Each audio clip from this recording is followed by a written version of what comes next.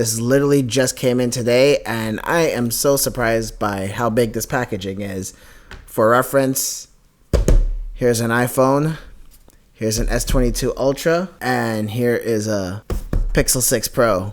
This is just like a regular styrofoam, so it's not like this feels like super high quality, but it's just the thought and the detail and the art that really just makes this look like something special. So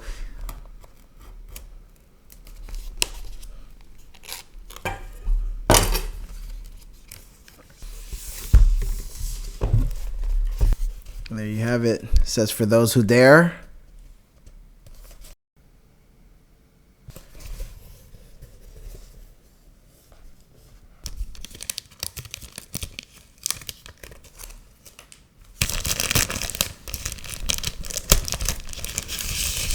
There's Batman etched in here, which is really cool, but this is already a nice looking case.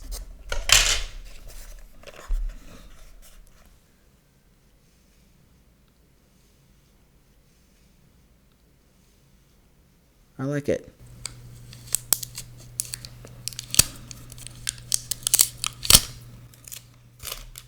Yep, looks to be fairly good quality. If you can see this braiding pattern here. And also included is this, and I believe this is some kind of bat signal from what I've been able to see online. So again, it's like a nice little bonus feature that just comes with it.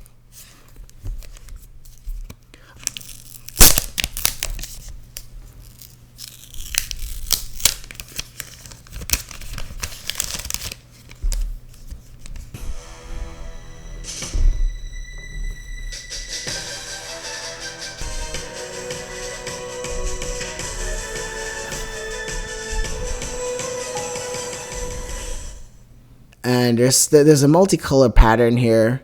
It's actually really cool. You might think that these are stickers and they're removable. They're not. This is all just part of the glass frame. And then here's the power button, which I already turned on. The volume rocker. You got a USB-C port here. So I guess that's so when you're gaming, you could charge here without it interrupting here. And you do get another USB-C port here. And hallelujah, headphone jack. I actually do love headphone jacks. I mean, I'm a bit of an audio purist, so...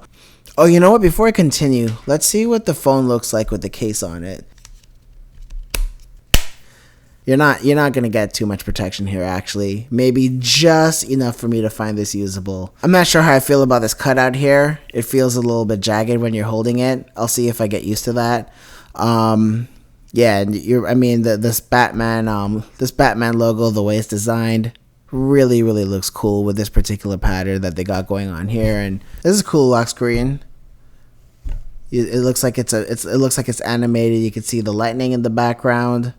Yeah, it's kind of cool. I dig it. Let me add the fingerprint so we could kind of get an idea for what that looks like. I'm curious to see how good the fingerprint reader is, because not all of them are built equally. That's a really nice always on display. But anyway, let's see how the fingerprint scanner does.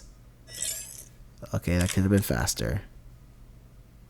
Maybe it'll get better in time. So, alright, so let's go to the display, which is... What is this? Splendid. So usually with my phones, I go for the most accurate setting. So there is a natural and there's a cinematic. I wonder what auto actually does. Does it actually ever hit 165 hertz? Or is it using something in between? For the purposes of this video, I'm going to keep it on 165. And if I decide to use this phone long term, I'll kind of cycle through to see if I can tell the difference. But right away, let me switch to 165. And then let me kind of just scroll around and see if I can tell the difference. Okay, no, this is by far the most responsive phone I've ever used. When I had the OnePlus 10T, I think that has like a 360 hertz touch sampling rate. This has 720, and I can immediately feel the difference. I can't wait to spend more time with this phone now, actually, just from using it for the first time. So the animations look really fluid at 165. And they're using they're using a very stock-like experience. I'm probably going to spend some time playing around with it, but oh man, this feels like, obviously, I'm recording at 30, I'm recording at 30 FPS. You're not able to see it. You're obviously not able to feel what I'm feeling, but I've never had a touchscreen experience quite like this. Like my finger, like My thumb and the screen is 1-to-1.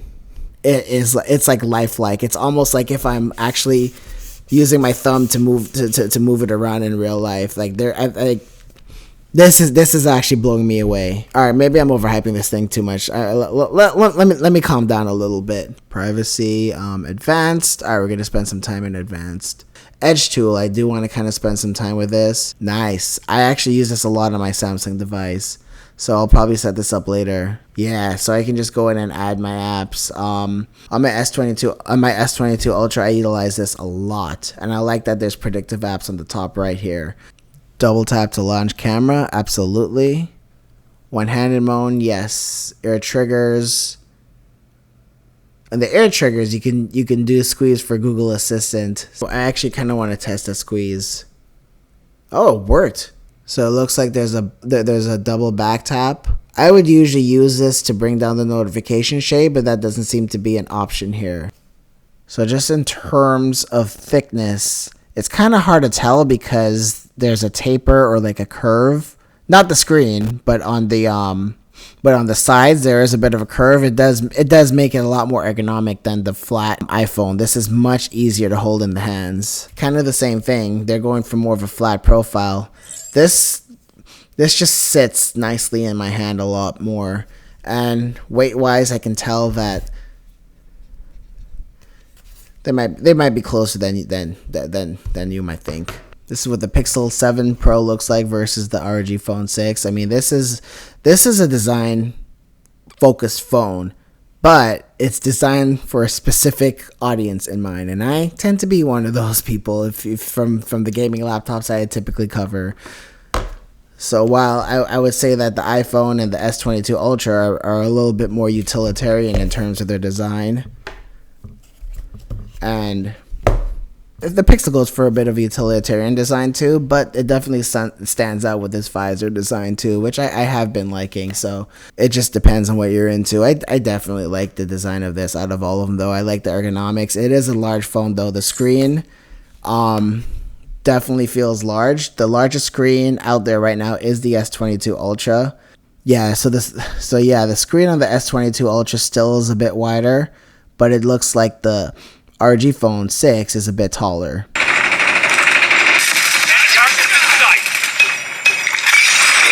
got both of them.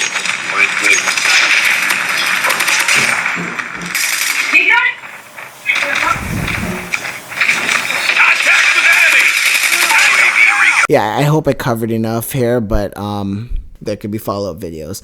All right, guys, that is going to do it. Thanks a lot. Bye.